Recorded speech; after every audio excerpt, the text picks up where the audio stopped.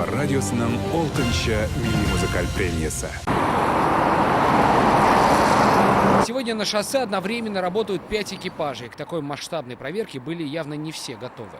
Наша съемочная группа находится здесь всего 10 минут и сразу зафиксировано первое нарушение. Сотрудники ГИБДД выяснили, что у этого пазика нарушена система рулевого управления. Сейчас его водитель находится в патрульной машине для составления протокола, ну а автобус отправится на штрафстоянку.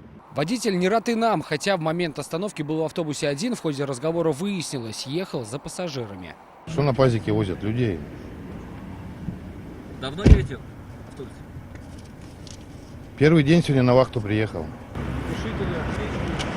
А этот автобус привез в Казань туристов из Азербайджана. Они преодолели больше 2000 километров и даже не подозревали, что рисковали. Оказалось, шины на колесах от разных фирм. Машина в таких случаях может повести себя непредсказуемо. Все нормально, но колесо просто разное. И все. Остальные все документы, все в порядке. Разные колеса, нет огнетушителей или авто не соответствует требованиям безопасности. Нарушений много и все разные. Элементарно трещина на лобовом стекле. При определенном преломлении света она может водителю обзор, допустим, блики даст, он ослепнет.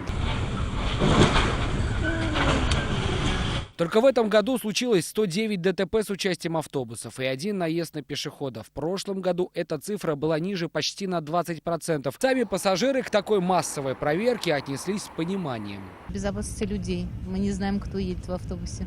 Ну, мы не часто ездим, конечно, но нас все устраивает, все хорошо. Что автобусы ходят часто, это очень хорошо. Я в больницу каждый день почти езжу по утрам. И проверять автобусы надо. За этот выезд автоинспекторы остановили почти 100 автобусов и выявили 22 нарушения. Все ограничились штрафами. Одну машину забрали на штрафстоянку. Сергей Хайдаров, Данил Филатов, ТНВ, Казань.